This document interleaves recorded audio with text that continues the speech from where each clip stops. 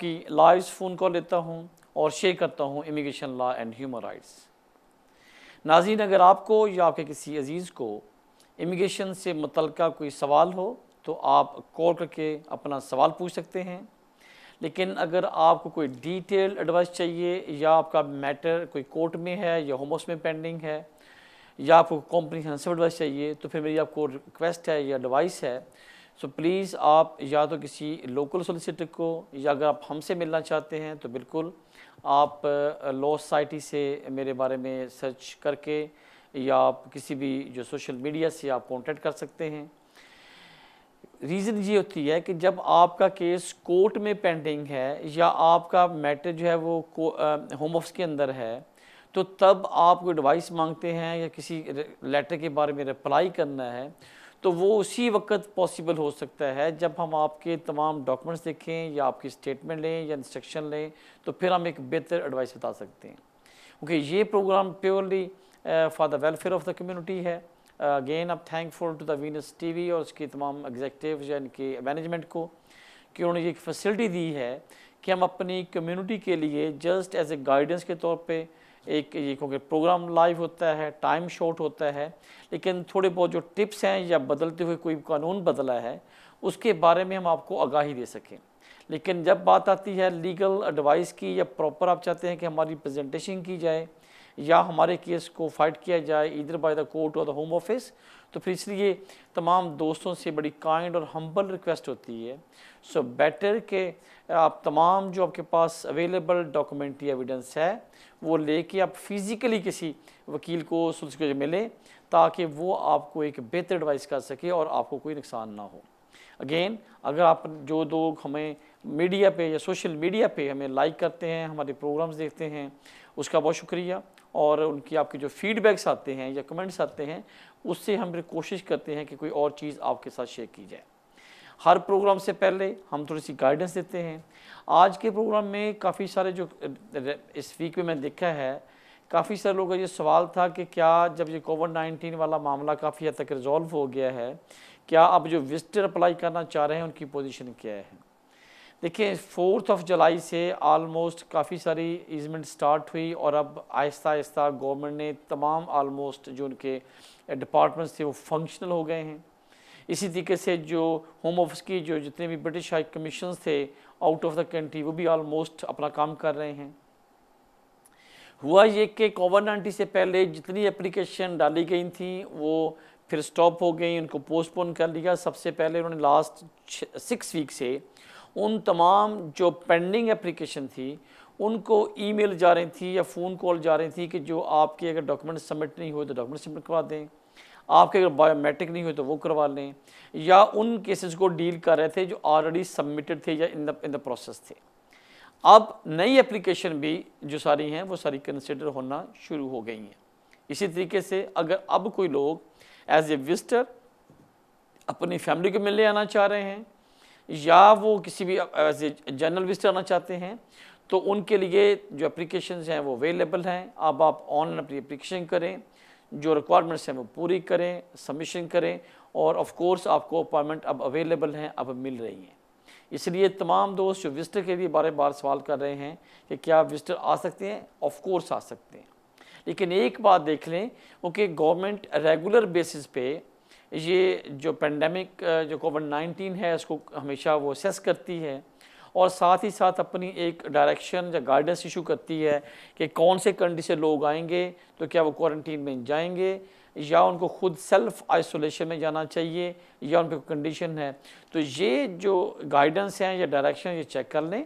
But जो आपका सवाल था कि क्या विजिटर यूके में फिजिकली आ सकता है, yes of course they can make the application, but just only need to check whether they need to be quarantined for 14 days, 7 days, or need to be do just only self isolations, or whether he can come and just go within 5 or 10 days back. तो ये जो requirements हैं additional वो check कर लें। लेकिन of course आपकी application में कोई प्रॉब्लम नहीं है, अगर अप्लाई करना चाहें तो कर सकते हैं। तो नाज़रीन, लिखते हैं आज की फर्स्ट कॉल। जी फरमाइए। हेलो जी फरमाइए। हाँ जी भाजी। हाँ जी भाजी, सवाल की अपना जी।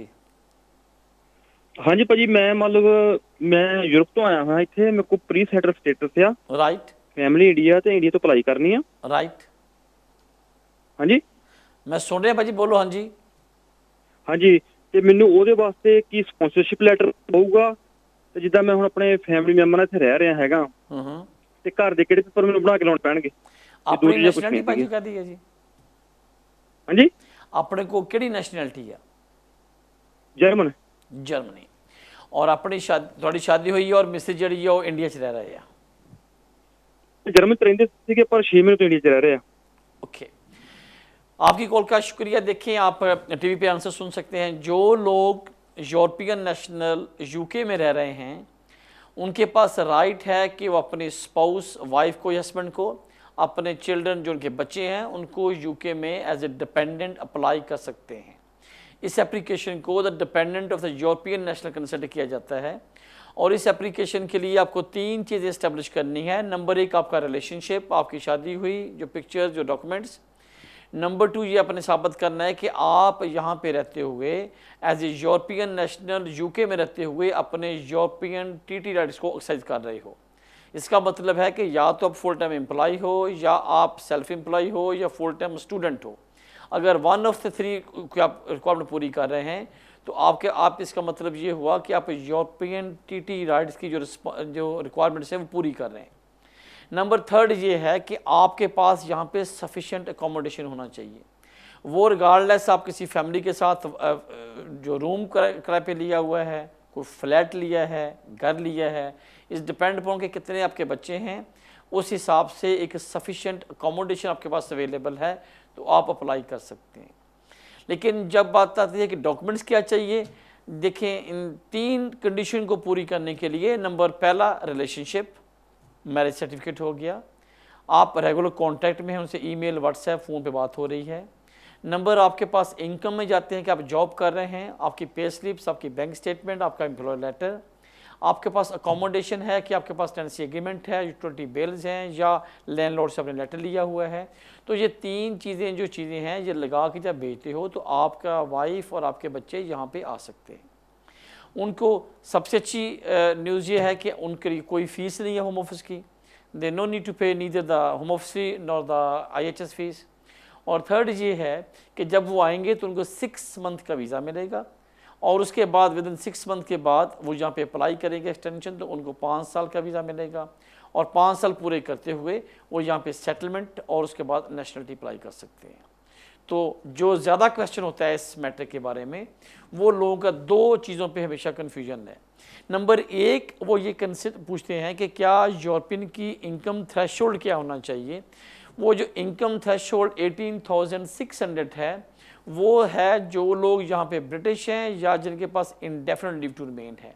अगर आप यूरोपियन यहाँ पे रह रहे हो तो आपको वो थ्रेशोल्ड मीट नहीं करना पड़ता।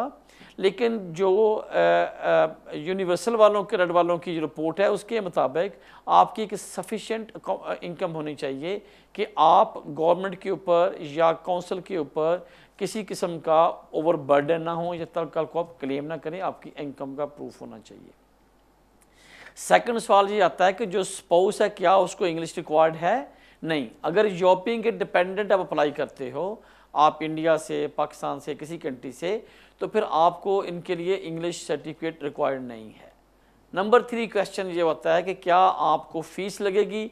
जो यूरोपियन डिपेंडेंट अप्लाई करेगा to come in the UK, उसके लिए होम ऑफिस की फॉर एंट्री क्लियरेंस के लिए जो 6 मंथ का वीज़ा मिलेगा उसमें कोई फ़ीस नहीं है। तो ये काफ़ी लोगों का सवाल था, इसलिए मैंने तफसील से आंसर कर दिया। होपफुल कि आप अंडरस्टैंड कर गए होंगे। आपकी कॉल का शुक्रिया। लेते हैं नेक्स्ट कॉल। जी फरमाइए। हेलो जी जी फरमाइए सर। हाँ जी, अस्सलाम वालेकुम। वालेकुम अस्सलाम भाई, क्या है?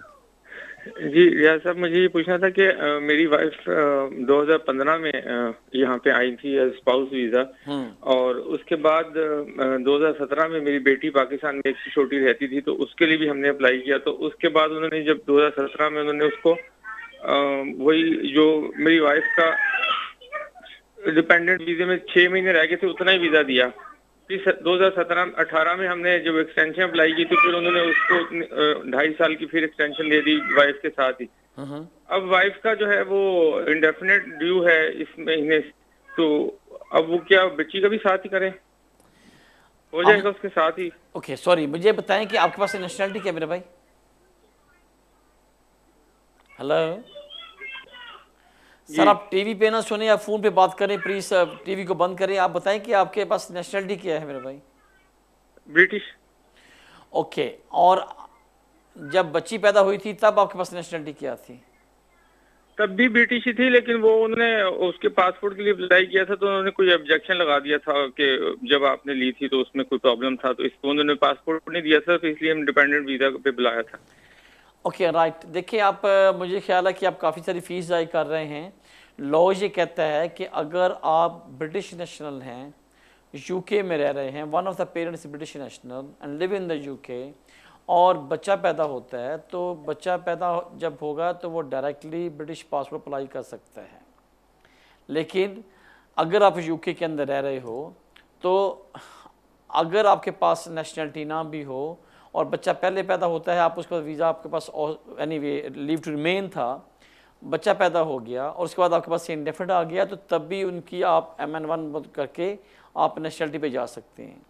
आपने मुझे बोला कि बच्चे की the day of the birth of the child you was a British national, तो आप क्वालिफाइड करते हैं कि आप बच्चे का डेड पासपोर्ट अप्लाई करते हैं। अगर आप समझते हैं कि किसी ख़ास रीज़न से कि उन्होंने रिफ्यूज़ किया, अपने चैलेंज किया, तब भी एक्सेप्ट नहीं किया, ये मेरी थोड़ी सी बात समझ में नहीं आई, लेकिन एनीवे अगर ये भी सूरत हाल है, तो जो आपका सवाल था कि क्या बच्ची को यहाँ पे 5 साल पूरे करने हैं, ऑफ कोर्स अगर तो आपको बिल्कुल कोई आपका क्लेम एक्सेप्ट नहीं हुआ, रिलेशनशिप या बच्चे की कोई इशू बनाया उन्होंने और आपने डिपेंडेंट वीज़े पे ले गए हो, तो फिर दोनों को एज ए इंडिविजुअल, आपकी वाइफ को और आपके बच्चे को 5 साल पूरे करते हुए इंडेफिनिट पे जा सकते हैं। अब सवाल ये आता है कि क्या उन्होंने साल, 1.5 साल, 6 महीने बाहर गुजारे हैं और उसके बाद आपने शायद बोला कि 17 में वापस आ गए थे, फिर दोबारा 2.5 साल गुजार लिए हैं। अब ये देखें, अगर आपका गैप ईच ईयर का मोर देन 90 डेज आता है तो उस पर क्वेश्चन आता है। नंबर 2 ये है कि अगर आप 6 माह से भी ज़्यादा 1 साल में रहे थे और उसके बाद आपको एक्सटेंशन मिल गई है, तो फिर आपने देखना पड़ेगा कि क्या आप 17 से 5 साल पूरे करने पड़ेंगे या आपकी जो पहली एप्लीकेशन थी वो एक्सेप्ट होगी। तो आइडियली मेरे ख्याल में आप क्वालिफाइड करते थे कि without going to the indefinite for the child, state way she can apply the British passport. अगर एक just for the sake of arguments आप कहते हो कि मेरी जो बेटी है उसका उन्होंने नहीं माना जब उसने फ़ौरन से अप्लाई किया था, तो आपके पास राइट है कि आपको इन कंट्री हैं, अब आपके पास एविडेंस भी ज़्यादा अच्छी हो सकती हैं और आपको उसको चैलेंज करना भी आसान हो सकता है। तो आप दोबारा अप्लाई कर लें उसका British passport, subject to provide all the documentary evidence, ताकि वो इस बात को जो उन्होंने ऑब्जेक्शन लगाए थे उनको एड्रेस करें और जो आपके पास सपोर्टिंग डॉक्यूमेंट्स हैं या प्रूफ हैं वो साथ लगाएं एंड प्रूव करें कि the biological one of the parents was British national the time of the child birth, even she was born out of the country, then still she is qualified to make the application for the British passport instead of going to the indefinite and for the leave to remain. But ideally best होगा कि आप किसी वकील को जाके दिखा लें documents या सेकंड ओपिनियन ले लें, ताकि आपको ज़्यादा कॉस्ट ना आए और आपको ज़्यादा प्रॉब्लम ना हो। आपकी कॉल का शुक्रिया। लेते हैं नेक्स्ट कॉल। जी फरमाइए। जी हेलो। यस सर आप लाइव हैं, बोले सवाल क्या आपका? जी ओके रियाज भाई, अस्सलाम वालेकुम। वालेकुम सलाम। जी रियाज भाई, मैं पाकिस्तान से हूँ। मैंने 2012 में साइलम किया था एयरपोर्ट पे। राइट। तो उस वक्त साथ मेरा 3 साल का बच्चा आया था। ठीक। अभी इस कंट्री में उस बच्चे को एज 11 साल हो गई, यानी 8 साल हो गए हमें यहाँ पे। तो मेरा सालम अभी तक ऐसे ही कुछ नहीं हुआ, उसका ऐसे ही रिफ्यूज, फ्रेश क्लेम ये वो चलता रहा। मगर लास्ट ईयर 2019 में मुझे होम ऑफिस से लेटर आया था कि आप अपने सरगमस्टेंस चेंज करके ह्यूमन राइट्स के बेस पर प्राइवेट फैमिली लाइफ के आप अप्लाई करो। फिर तो मैंने वो अप्लाई किया, उसका रिटर्न आंसर उन्होंने मुझे बायोमेट्रिक से पेपर भेजे, मैंने बायोमेट्रिक्स करवाया अक्टूबर की 20 को उस 2019 में। तो अभी तक उसका कोई जवाब नहीं है। Okay thank you. मैं आपका सारा सवाल समझ गया। अपनी एप्लीकेशन डाल दी, वेट कर रहे हो डिसीजन का, राइट? हेलो। मुझे लगता है कि आपकी शायद कॉल ड्रॉप होगी मेरे भाई। आपने थैंक यू, बहुत लंबा सवाल किया। रिक्वेस्ट करता हूँ कि always please make a short question. आप 2002 में आए थे, 7 साल पूरे कर लिए, बच्चे आपके साथ यहाँ पे रह रहे हैं, बच्चों की एज 18 साल से कम है, और आपका पास राइट है कि under the 7 year child concession policy आप वीज़ा अप्लाई कर लें। इसको बोलते हैं FLR, FP, family and private life. आपने जो आपको एडवाइस किया गया उसके मुताबिक आपने अच्छा किया, एप्लीकेशन डाल दी। देखिए, आपने दो आपके पास राइट थे, या आप अपने असाइलम के केस को परसू करते, या during pending your asylum matter आपके बच्चे के साथ यहाँ रहते हुए 7 ईयर से ज़्यादा टाइम हो गया, तो आपने अच्छा किया कि बजाय इसके असाइलम का वेट करते रहते, आपने during this time under the human rights application डाल दी है। अब फ़ायदा क्या होगा? आपको जब वीज़ा मिलेगा तो आपको 2.5 साल का वीज़ा मिलेगा under the 10 years route settlement. ठीक है, आप करें, 3 चीज़ें आपको जाएंगी। आपको यहाँ पे रेजिडेंस स्टे मिल जाएगा, रहने की इजाज़त मिल जाएगी लिव टू रिमेन के बेस पे। नंबर 2, आपको काम करने की परमिशन होगी, आपको ट्रैवल करने की परमिशन होगी। तो व्हाट एल्स यू वांट? सो इसलिए आपने अप्लाई कर दिया, अक्टूबर में वेट किया। नॉर्मल एप्लीकेशन 6 मंथ में डिसाइड हो रही थी, लेकिन अनफॉर्चुनेटली ड्यू टू कोविड-19 ये थोड़ा सा प्रॉब्लम चल रहा है कि थोड़ा सा डिले हो रहा है। आप वेट करें, कोई उनको रिक्वायरमेंट होगी वो आपसे या आपके वकील से पूछ लेंगे, इसलिए आपको वरी करने की कोई ज़रूरत नहीं है। आपकी कॉल का शुक्रिया। टाइम हुआ ब्रेक का, स्टे विद अस, मिलते हैं वक्त।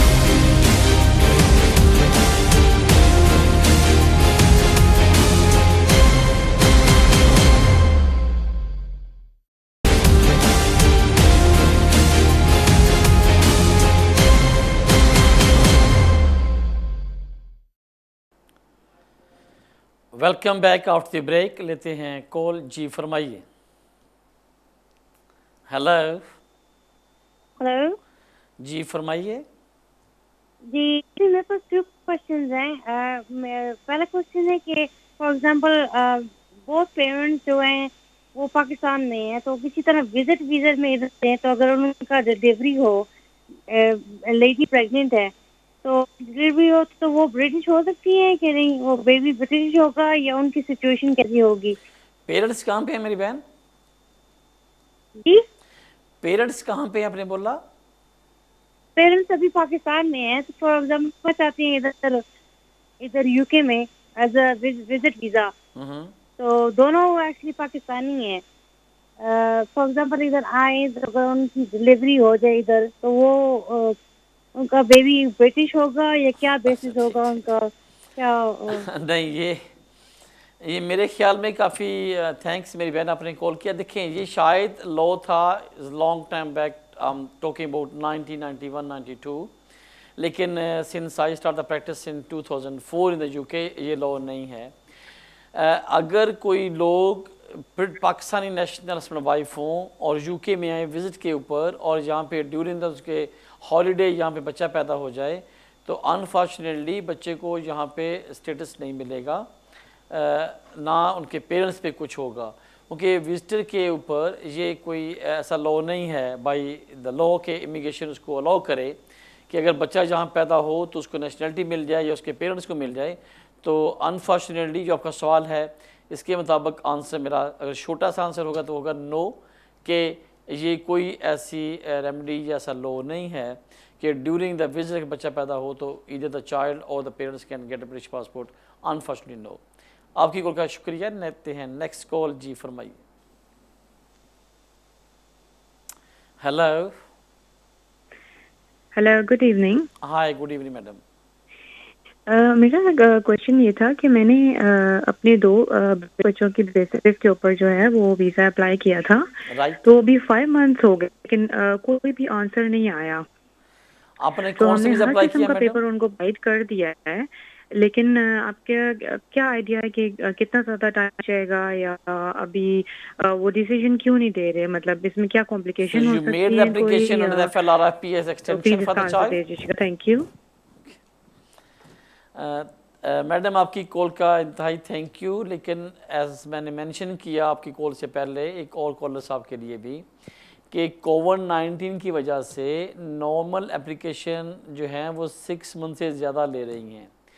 पहले ये था बिफोर द जनवरी 2021 ये 2020 ये था कि अगर कोई application under the FLRFP, under the child concession policy और द ह्यूमन राइट्स जो एप्लीकेशन जा रही थी तो वो तकरीबन 4 to 6 मंथ में डिसाइड हो रही थी। गवर्नमेंट हर 3 महीने के बाद या 6 मंथ के बाद एक पॉलिसी अपनी निकालती है, उसमें रिपोर्ट शाया करते हैं कि हमने इतने केसेस इतनी देर में डिसाइड कर लिए और ये हमारा नेक्स्ट क्वार्टर के लिए हमारा एम है। यूके गवर्नमेंट का ये लास्ट एम ये था कि हम 90 और 95% जो रिपोर्ट थी, नॉट एम, रिपोर्ट ये थी कि वो 90 to 95% cases they decide with in 6 month और 5 to 10% cases they decide more than 6 month, जो कि 1 ईयर हो सकता है, 2 साल हो सकते हैं। लेकिन ये रिपोर्ट मैं बात कर रहा हूँ by the last quarter of the 1919 की, जो कि अक्टूबर से स्टार्ट होकर दिसंबर तक जाता है। लेकिन क्योंकि जनवरी से या स्टार्ट हुआ फिर काफ़ी रैपिडली ये फैलते हुए जो कोविड-19 है, ये 6 मंथ में कोई बात प्रेडिक्ट करनी बड़ी मुश्किल है कि कोई एप्लीकेशन इधर द 3 मंथ में डिसाइड हो रही है, 6 मंथ में हो रही है। बट इन माई सजेशन यही है कि अब क्योंकि तमाम डिपार्टमेंट वर्किंग पोजीशन में आ गए हैं, जो स्टाफ है उन्होंने मेरे ख्याल आहिस्ता आहिस्ता कॉल कर लिया है, कुछ लोग अभी कुछ परसेंटेज फरलू पे है, otherwise all the department recall the staff to come and work whether from the home और द ऑफिस। अब काम करना शुरू हो गए हैं, लेकिन फिर भी 5 महीने मुझे समझ आ रही कि आप वेट कर रही हैं, लेकिन 6 एवरेज है, लेकिन कोविड-19 की वजह से थोड़ा सा ज़्यादा टाइम भी लग सकता है। आप वेट करें, जस्ट कीप एन आई कि आपकी ईमेल या आपके जो सोलिसिटर के और राब्ते में रहें कि कोई लेटर या ईमेल उनको ना जाए। अब एक चीज़ हुई है एस्टेब्लिश ड्यूरिंग दिस अनफॉर्चुनेट जो वायरस चल रहा है कि होम ऑफिस की, कोर्ट्स की और काफ़ी सारे जो डिपार्टमेंट्स हैं उनकी कम्युनिकेशन जो है वो मेनली ईमेल्स पे चल गई हैं। पहले लेटर्स पोस्ट आती थी, अब आती है पोस्ट, शायद वो सेकेंडरी ऑप्शन हो गई है, लेकिन मेनली जो हो गया ईमेल प्रोसेस हो गया है। तो इसलिए मेरी बार बार आपसे सजेशन ये है कि आप अपने ईमेल को दिया तो अपने ईमेल को, वरना आपके वकील के साथ राब्ते में रहें, ताकि अगर कोई इन्फॉर्मेशन होगी या फर्दर रिक्वायरमेंट्स होगी तो वो आपको अपडेट कर देंगे। लेकिन 6-7 माह लग रहे हैं तो इसलिए वेट करें। आपकी कॉल का शुक्रिया। लेते हैं नेक्स्ट कॉल। जी फरमाइए। हेलो हेलो हेलो जी फरमाइए सर। सर, हमने बात करनी है, हमारी इधर लाइव कॉल किया, हमारी बारी कब आएगी? आपने क्या अप्लाई किया सर? हमने वाइफ का वीजा अप्लाई करना है, अक्टूबर में खत्म होता है उसका वीजा। राइट। मेरे पास इटालियन नेशनलिटी है भाई साहब। राइट। तो वाइफ का 5 साल का वीजा अक्टूबर में खत्म हो जाएगा। राइट। तो अब हमने जो फ्री सेटलमेंट है वो परमानेंट सेटलमेंट भी किया है। ओके, सवाल क्या आपका सर? तो वो हमको अभी मतलब उसका कोई रिस्पांस नहीं आया है, तो हमको वीजा खत्म हो जाएगा तो ये अप्लाई करना पड़ेगा वीजा दोबारा। आपने कहा आपने एप्लीकेशन डाली हुई है ना? राइट। नहीं समझा। हेलो मेरे भाई, आप टीवी पे आंसर सुने, मुझे लगता कि आप टीवी भी देख रहे हैं, साथ फ़ोन पे भी बात कर रहे हैं। देखें, आपको मैं बताता चलूं कि अगर आपने यहाँ पे वीज़ा एक्सपायर होने से पहले या जब आपने अर्ली अप्लाई कर दिया, अगर आपकी एप्लीकेशन पेंडिंग है विद द होम ऑफिस और उसके दौरान आपका वीज़ा एक्सपायर भी हो जाए तो फिर आप इलीगल या ओवरस्टेयर नहीं हैं। आप मुझे लगता है कह रहे हैं कि आपकी वाइफ यहाँ पे एज ए डिपेंडेंट आपके पास आई हैं, 6 मंथ का वीज़ा था, उसने 5 साल का अप्लाई कर दिया, अब वो वेट कर रही हैं डिसीजन का, तो 6 माह में आप क्या इलीगल तो नहीं हो जाएंगे अक्टूबर में जाके? नहीं। ऑन द सेकंड सिनेरियो जो मैंने सुना नहीं लेकिन अंदाज़ा लगा रहा हूँ, अगर आपके पास 6 मंथ का वीज़ा हो और आपने उसको एक्सटेंशन अप्लाई कर दी और आप वेट कर रहे हैं तब भी आप इलीगल नहीं हैं, या अगर आपके 5 साल पूरे हो गए हैं और फिर भी आपका वीज़ा ख़त्म हो रहा है अक्टूबर में और अपने 5 साल पूरे होने की बेस की ग्राउंड्स के ऊपर आपने सेटलमेंट अप्लाई कर दी है, तो तब भी वीज़ा एक्सपायर होने पे आप पे इफेक्ट नहीं होगा। अच्छा, ये प्रिंसिपल कहाँ कहाँ इस्तेमाल होता है? नंबर 1, जब आप कोई एप्लीकेशन होम ऑफिस में डाल दें और जब तक उसका डिसीजन नहीं आता होम ऑफिस से, उस वक्त तक आप लीगल हैं। या आपने एप्लीकेशन प्रायर टू एक्सपायर जो लीव आपने सबमिट कर दी, एप्लीकेशन रिफ्यूज़ हो गई, विद राइट ऑफ अपील आपको राइट ऑफ अपील मिल गया, आपने उसको चैलेंज किया कोर्ट में, कोर्ट का डिसीजन आपकी फेवर में आ गया, तो जो जितना टाइम आपने गुजारा है ये सारे का सारा लीगल कंसिडर होगा। सिर्फ सॉफ्ट केस में जाके जो प्रॉब्लम आती है वो उस वक्त आती है कि अगर आपने एप्लीकेशन डाली, होम ऑफिस में रिफ्यूज़ हुई, फिर आपने उसको रिफ्यूज़ल को चैलेंज किया इन द कोर्ट में अनफॉर्चुनेटली आपके फेवर में डिसीजन नहीं आया, आप गए एडमिन रिव्यू में, वहाँ पे आपके खिलाफ डिसीजन आ गया, देन आप गए जुडिशियल रिव्यू में। जब एडमिन रिव्यू रिफ्यूज़ होता है तो फिर होम ऑफिस की डायरेक्शन एंड पॉलिसी ये कहती है या लॉ ये कहता है कि अनफॉर्चुनेटली जो आपकी 3C लॉन्ग रेजिडेंसी कंटिन्यू है वो वहाँ पे ब्रेक आ जाता है। अब आप उस एडमिन रिव्यू के बाद जुडिशियल रिव्यू में जाते हो, GR में जाते हो, GR आप विन कर जाते हो, वो टाइम का गाय पाएगा, लेकिन आपकी लीव अगर रेगुलाइज हो गई तो एटलीस्ट कम से कम आपको जो एक रिक्वायर्ड आपकी रेमेडी थी वो आपको अवेल हो गई। इसलिए आप मेरे भाई परेशान ना हो, आपने प्रायर टू एक्सपायर जो लीव आपने एक्सटेंशन या सेटलमेंट अप्लाई कर दिया अपनी वाइफ के लिए, जब तक डिसीजन नहीं आएगा जो भी एप्लीकेंट है वो यहाँ पे लीगल कंसिडर होगा। आपकी कॉल का शुक्रिया, लेते हैं नेक्स्ट कॉल। जी फरमाइए।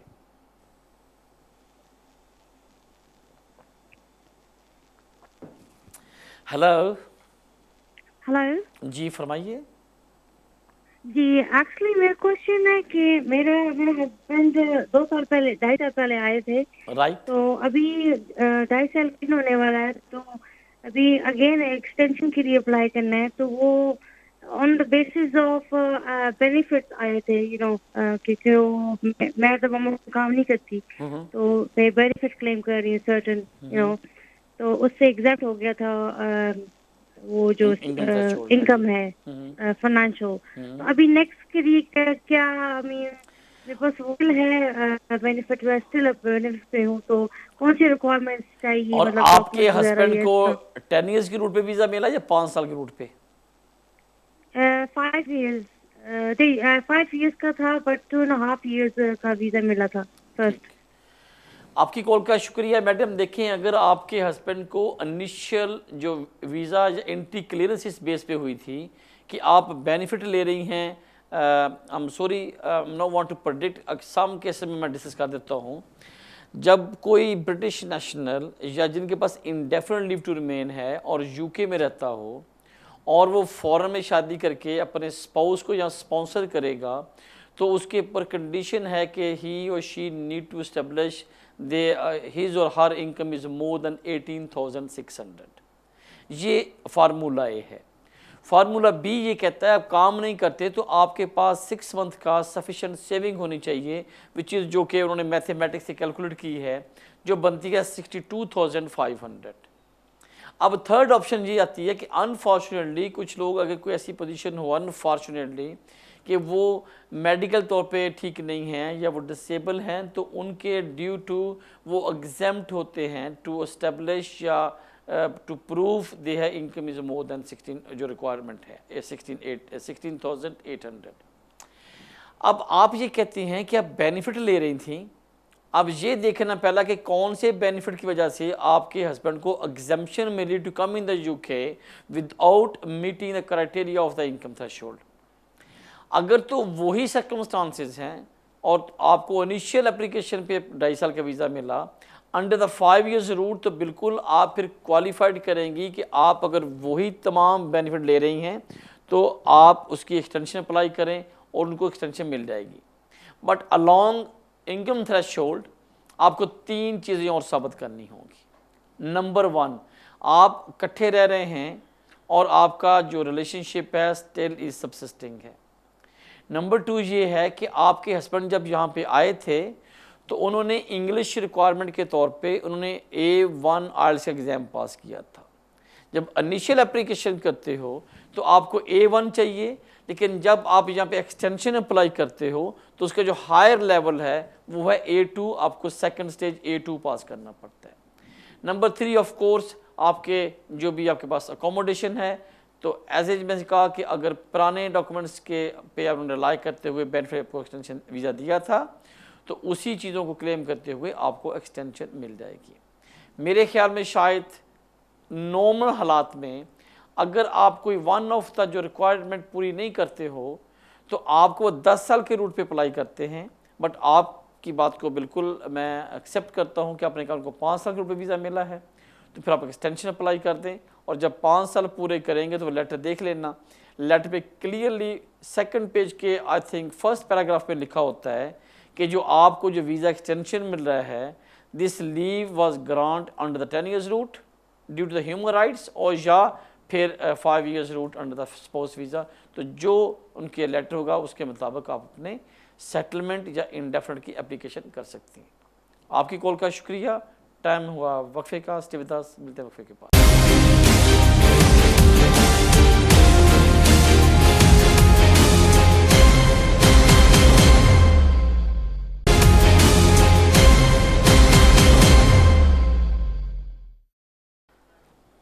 Welcome back after the break. लेते हैं कॉल। जी फरमाइए। अस्सलाम वालेकुम। हेलो। अस्सलाम वालेकुम सर। जी वालेकुम अस्सलाम। सर जी मुझे जो है ना मेरे पास 3 साल की डिस्क्रिशनरी लीव थी और 2016 में इंडेफिनेट मिली थी। राइट। तो 2015 में मैंने जो ना लाइफ इन यूके और B1 कर लिया था, लेकिन उसकी ज़रूरत नहीं थी, लेकिन मुझे किसी ने बताया था वो चाहिए था तो मैंने कर लिया था। राइट। सर जी सवाल ये है कि लाइफ इन यूके की कितनी एक्सपायरी डेट होती है? क्या मुझे लाइफ इन यूके दोबारा करना पड़ेगा? B1 तो मेरे ख्याल में मुझे करना पड़ेगा। तो ज़रा काइंडली ये मुझे एक्सप्लेन कर दें सर। बहुत शुक्रिया, आपने बहुत अच्छा सवाल, ऐसे साफ सवाल चाहिए, बड़ी खुशी हुई है।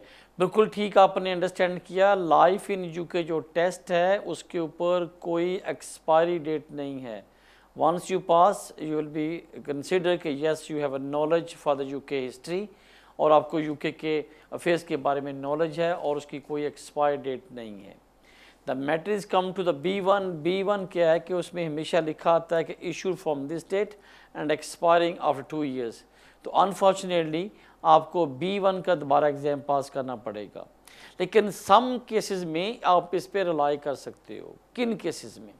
जब लेट्स से अगर आपने इंडेफिनिट के टाइम आपने B1 अप्लाई किया था और B1 उस वक्त वैलिड था, आपने लगा दिया और वो आज के दिन भी जो इंस्टीट्यूट है वो लाइव है, वो लिस्ट के ऊपर है, तो जो आपने सर्टिफिकेट से उस पर अप्लाई किया था उसी सर्टिफिकेट को पे आप इस नेशनलिटी के टाइम अप्लाई कर सकते हो।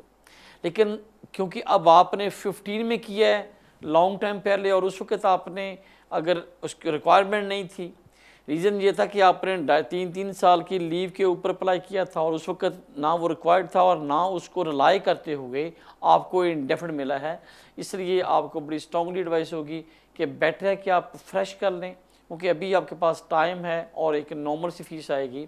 वरना क्योंकि नेशनलिटी का एक टाइम भी फिर लगेगा, फिर वो रिक्वायरमेंट मांगेंगे, फिर टाइम नहीं होएगा, तो फिर आपको लॉन्ग वे से जाने से मच बेटर है कि एज ए कम्फर्टेबली ईजिली अभी एग्ज़ाम पास करें, लाइफ एजू की जो वैलिड है उसको साथ लगाएं और बाकी जो रिक्वायरमेंट्स है वो पूरी करते हुए आप अपनी ऑनलाइन एप्लीकेशन करेंगे, डॉक्यूमेंट्स डाउनलोड करके लगाएंगे और आपको नेशनलिटी ग्रांट हो जाएगी। आपकी कॉल का शुक्रिया। लेते हैं नेक्स्ट कॉल। जी फरमाइए। हेलो। हेलो। हेलो जी फरमाइए सर। हेलो जी सर फरमाइए, आप लाइव हैं, आपका सवाल क्या है? जी जी मेरा सवाल ये था कि हमने एक्चुअली क्या, मेरी वाइफ स्पाउस वीजा पे आई थी, तो स्पाउस वीजा उसका मई में एक्सपायर हुआ था। राइट। तो मई में हमने ऑनलाइन अप्लाई किया है, फॉर्म तो फिल कर दिया है, फीस पे कर दी है, मगर अभी तक पेपर जमा नहीं किए हैं। तो इस पे कुछ वो तो नहीं है कि वो पेपर अभी तक जमा नहीं है कि अप्रैल में वो हमने फिल किया फॉर्म, तो वो क्या कहेंगे, कब तक वैलिड है? थैंक यू मेरे भाई। जैसे मैंने आपकी कॉल का शुक्रिया। ओके कोई बात नहीं, टीवी पे आंसर सुने मेरे भाई। जैसे मैंने बोला कि पहले प्रॉब्लम आ रहा था कि जिन लोगों ने एप्लीकेशन की, एप्लीकेशन सबमिशन हो गई, आपकी फ़ीस उन्होंने आपसे चार्ज कर ली और अनफॉर्चुनेटली डेट ऑफ अपॉइंटमेंट नहीं आ रही थी, ना बायोमेट्रिक के लिए और ना साथ डॉक्यूमेंटेशन सबमिशन हो रही थी। अब 4 जुलाई से या जुलाई से ये शुरू हो गए डॉक्यूमेंट्स। आपको इमीडिएटली क्या चाहिए, सबसे पहले तो जो रिक्वायरमेंट डॉक्यूमेंट्स हैं उनको आप जाके डाउनलोड करें और सबमिट करवाएं, और सेकंड अपॉइंटमेंट बुक करवाएं। अब कुछ केसेस में क्या हो रहा है, जो अगर जिन लोगों ने पहले यहाँ पे वीज़ा लिया है और उनके पास बायोमेट्रिक का रिकॉर्ड है, तो वो उनको ईमेल भेज रहे हैं होम ऑफिस कि आपके हमारे पास ऑलरेडी बायोमेट्रिक हैं, जो आपने इन्फॉर्मेशन में दी है ये उससे मैच करती है, इसलिए आपके बायोमेट्रिक रिक्वायर्ड नहीं है, हम आपकी एप्लीकेशन को प्रोसेस करेंगे। या सेकंड ऑप्शन किया जा रही है कि कुछ लोगों को ईमेल आ रही है कि आपकी एप्लीकेशन आपने सबमिट की थी, बायोमेट्रिक देने की ज़रूरत नहीं है, आप अपना एक फ़ोटो जिसको इमेजेस कहते हैं, फ़ोटो इमेजेस बना के हमें डाउनलोड कर दें, हम उसी को कंसिडर करते हुए आपकी एप्लीकेशन को प्रोसेस कर लेंगे। अब थर्ड चीज़ क्या जा रही है, एक कि आपकी उन्होंने पुराने बायोमेट्रिक को कंसिडर करेंगे, सेकंड आप अपना फ़ोटो इमेजेस भेज दें, और थर्ड वो ये कहते हैं कि आपके पास राइट है कि तमाम जो डिपार्टमेंट्स हैं वो फंक्शनल हो गए हैं, आप अपनी अपॉइंटमेंट बुक करवाएं और आप जाके अपने डॉक्यूमेंट्स भी सबमिशन कर दें और अपनी अपॉइंटमेंट बुक करा के डॉक्यूमेंट्स भी जमा हो जाएंगे और आपके बायोमेट्रिक भी वो लेंगे और ताकि प्रोसेस कर सके। अगर आपको ईमेल नहीं आती या वो आपसे कुछ रिक्वायर्ड नहीं करते या आपको अपॉइंटमेंट नहीं मिलती, तो फिर आप वेट करें, वो खुद ऑटोमेटिक उनका सिस्टम जनरेट करता है टू कॉल, आई थिंक वो टर्म वाइज कर रहे हैं या I don't know which way they are putting on the prefer, लिस्ट बनाई है, वो ऑटोमेटिक आपकी इन्फॉर्मेशन को पिक करके आपसे कांटेक्ट करते हैं। आपकी कॉल का शुक्रिया, लेते हैं नेक्स्ट कॉल। जी फरमाइए। हेलो। हेलो जी। जी सर, आप लाइव हैं, आपका सवाल क्या है?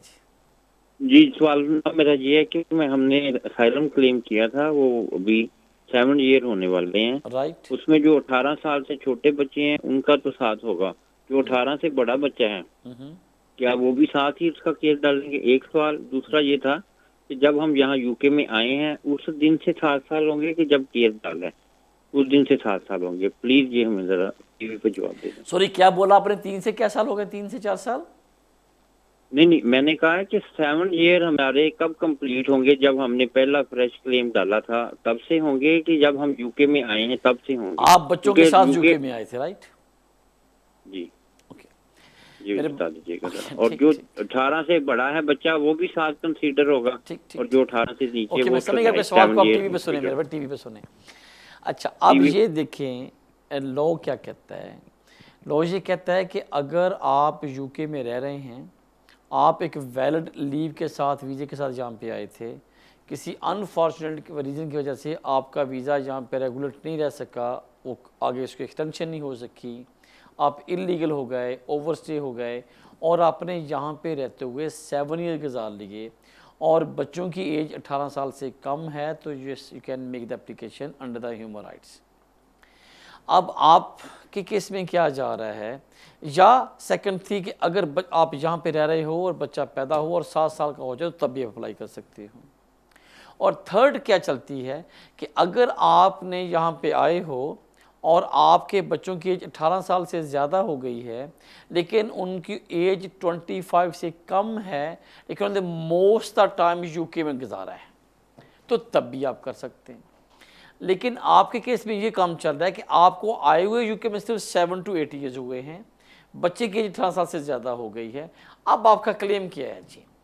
पहली बात, एज ए प्रैक्टिकली मैं बोलता हूँ कि बाय बुक तो 18 साल वाले नहीं कर सकते जब तक वो ज़्यादा टाइम यहाँ पे ना गुजारें। बाय प्रैक्टिकल क्या है कि आपका क्लेम ये है कि जो हमारा बच्चा यहाँ पे आया है, अब वो 18 साल की बजाय 19 से 20 साल का हो गया, लेकिन उसने जो लास्ट 7 ईयर्स या 8 ईयर्स यहाँ पे गुजारे हैं, ये इसकी लाइफ का पीक टाइम यहाँ पे गुजारा है।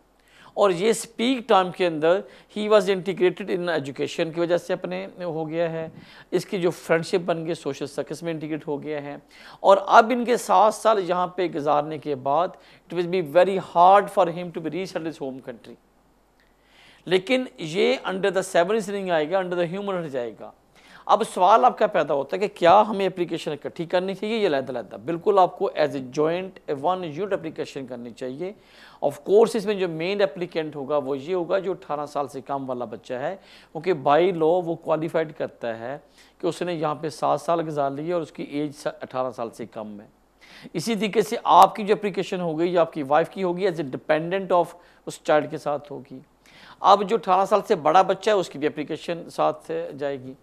लेकिन अब होम ऑफिस के पास राइट है, अगर तो जो केस वर्कर अपनी जो रिक्वायरमेंट चेक करेगा as a requirement of the case worker, उसमें वो टिक बॉक्स करेगा कि नहीं ये 18 साल से अबव हो गया, 7 साल गुजारे लेकिन 25 साल से कम है, लेकिन इसके अंदर लेस टाइम गुजारा है क्योंकि इसकी एज 19 साल हुई है लेकिन इसे 8 साल गुजारे हैं, लिहाजा इसने 10 साल या 11 साल इसने आउट ऑफ कंट्री गुजारे थे, तो ये शायद इसमें टिक बॉक्स में नहीं आता। लेकिन आपने जब उसकी सबमिशन डालनी है, आपने पूरा एक्सप्लेन करना है उस एप्लीकेशन के अंदर कि भाई ये इसके सर्कमस्टांसेस है, though he is not qualified on the base of the tick box, लेकिन still he have a very strong reason and the claim to stay in the UK as a family. देखिए ये possible नहीं है। अब बच्चे की as 18 साल से 19 साल हो गई है, सिंस हिज बर्थ वो हमेशा फैमिली के साथ रह रहा है। अब उसके लिए वापस जाके पेरेंट्स जहाँ रह रहे हैं, बहन भाई जहाँ सारे सबलिंग जहाँ रह रहे हैं, हाउ इट बी पॉसिबल कि he gone back to the home country and can stay on his own without the parents and the family. तो ये तमाम चीज़ें एज ए सबमिशन जाएंगी और उसमें एक्सप्लेन किया जाएगा और फिर इसको कंसिडर करेंगे होम ऑफिस के, यस हम कंसिडर करते हैं। बट अगर आप लॉ की बात करते हैं उसमें 3 कैटेगरीज जाती हैं। बच्चा जहाँ पैदा हो, 7 साल का हो जाए, पेरेंट्स जहाँ रह रहे हैं तो अप्लाई कर सकते हो। आप पेरेंट्स बच्चों के साथ यूके में आते हो, 7 साल जहाँ पे गुजार लिए और बच्चों की एज 18 साल से कम है, तब अप्लाई कर सकते हो। या बच्चे की एज जो 25 से कम हो लेकिन मोस्ट टाइम उसने यूके में गुजारा हो, इसका मतलब ये हुआ कि जब वो आया था उसकी एज 10 ईयर्स एज थी, अब तब अप्लाई करेगा जब वो 10 ईयर्स से मोर जहाँ पे गुजारेगा तब अप्लाई कर सकता है। तो ये 3 बाई बुक हैं जो टिक बॉक्स। लेकिन क्योंकि आपका क्लेम डिफरेंट है, यस मेरी आपको एडवाइस होगी कि आपको एज ए यूनिट एप्लीकेशन डाल दें और उसमें तमाम जो रीज़न्स एक्सप्लेन करें, उसके तमाम एजुकेशनल जो रिपोर्ट्स हैं, सर्टिफिकेट्स हैं वो साथ लगाएं। अगर उसने यहाँ पे यूके में रहते कोई वॉलंटरी काम किया वो या एक्सपीरियंस लिया वो लगाएं साथ। ऑन टॉप ऑफ दैट उसका जो फ्यूचर प्रोस्पेक्टिव जो उसका यहाँ पे जो स्कोप है वो आपको साथ अटैच करना पड़ेगा कि उसको अगर किसी यूनिवर्सिटी में ऑफ़र है कि देखें अगर इसकी ये मार्क्स आए हैं, इसको ऑफ़र मिल रही है, स्टडी उसकी डिस्टर्ब होगी, या कुछ और ऐसी चीज़ें हैं जो आपके जो पॉजिटिव आपको कंसिडर कर दे सकते हैं, वो साथ अटैच करें, तमाम रिपोर्ट्स लगाएं और मेरे ख्याल में इंशाल्लाह इस बेस्ट रिज़ल्ट आएगा। इस केस में सबसे जो बेसिक या प्रिंसिपल्स हैं वो 2 हैं। नंबर 1, आपकी फैमिली ने यहाँ पे 7 साल रहते हुए इस इंग्लिश कल्चर को या ब्रिटिश या यूके कल्चर को फाइनेंशियली, एजुकेशनली, इकोनॉमिकली यहाँ पे इंटीग्रेट हो गए हैं, इसको अपने इतने इसमें रस बस गए हैं कि आप यहाँ से बाहर नहीं जा सकते। और सेकंड इसका सेम जो पैरेलल प्रिंसिपल वो ये है कि आपकी एज ए फैमिली या पर्सन वापस जाके अपने होम कंट्री में इतने साल गुजारने के बाद बड़ा मुश्किल है कि बच्चों की एजुकेशन को कैरी ऑन करना और अपने आप को जाके रीसेटल करना। ये 2 बेसिक प्रिंसिपल अपने होते हैं जो अपने केस वर्कर को प्रूव करनी होती है, इस्टेब्लिश करने होते हैं और उनको कंसिडर करते हुए एक डिसीजन पे जाता है। इसलिए जितनी आप डॉक्यूमेंट्री एविडेंस देंगे केस वर्कर उतना ही कंफर्टेबली आपके फेवर में डिसीजन देगा। आपकी कॉल का शुक्रिया। लेते हैं नेक्स्ट कॉल। जी फरमाइए। हेलो हेलो जी फरमाइए। सर आप लाइव हैं, बोले सवाल क्या आपका? जी अच्छा हेलो जी मेरे भाई मेरा सवाल ये है कि मैं मेरे पास इंडेफिनेट और मेरी वाइफ और बेटी जो है वो इंडिया से वीज़े पे आए हुए हैं और मेरी बेटी बॉर्न यहाँ हुई थी जब वो पहले वो लोग यूके में थे, फिर वो इंडिया वापस चले गए। तो अभी वो विजिट वीज़ा में is any chance possible they can switch there visa? जब आपकी बेटी पैदा हुई आपके पास नेशनलिटी क्या थी? ओके जी, थैंक यू। ठीक, मेरे भाई ने अच्छा किया, सवाल पूछा और बंद कर दिया। मेरा सवाल 2 थे। इंडेफिनेट थी सर, इंडेफिनेट। ओके, अब पहली बात तो ये है कि जब आपके पास इंडेफिनेट था, बच्ची आपकी यूके में पैदा हुई थी, तो आपके पास राइट था कि आप उनका यहाँ पे रजिस्ट्रेशन करवा के आप उनका पासपोर्ट अप्लाई कर सकते थे। अब सेकंड बात ये आती है कि वो आई हैं, वापस चले गई, फिर दोबारा आ गई। अब आपको देखना पड़ेगा कि अगर आप पहली बात सेटल हो सकती हैं, यस आपका क्लेम बनता है कि मैं यहाँ पे सेटल्ड हूँ, she is my biological child and she was born in the UK, though कि she gone and came back from the abroad, but still जो रिक्वायरमेंट पूरी होनी चाहिए थी कि वो यहाँ पैदा हुई है, आपके पास उस वक्त इंडेफिनिट था, तो उसको यहाँ पे कंसिडर किया जाए। ये एक आपका आर्गूमेंट बनता है। अब सेकंड आपका सवाल बनता है कि वाइफ वापस जाके आएंगे, यहाँ से विजिटर सेटल हो सकती हैं। विजिटर के ऊपर कंडीशन है कि वो यहाँ पे सेटलमेंट रूट पे नहीं जा सकती सब अनटिल और अनलेस कोई एक्सेप्शनल सर्कमस्टांसेस ना हो। अब आप पे डिपेंड करता है कि क्या आपके पास रीज़न है या क्या आपके एक्सेप्शनल सर्कमस्टांसेस है जो आप प्रोवाइड कर सकते हो और उनके बेस के ऊपर जो केस वर्कर आपके फेवर में डिसीजन दे। Ideally you need to meet some solicitor, physically जाके मिले, डॉक्यूमेंट्स दिखाएं ताकि आपको एक बेहतर एडवाइस मिल सके। नाज़रीन, आपका एक कॉल का शुक्रिया जिन्होंने मुझे कॉल किया सलाह। प्रोग्राम का टाइम ख़त्म होना चाहता है तो मैं इजाज़त चाहूँगा। नेक्स्ट ट्यूसडे मुलाकात होगी, तब तक इजाज़त, अल्लाह हाफिज़।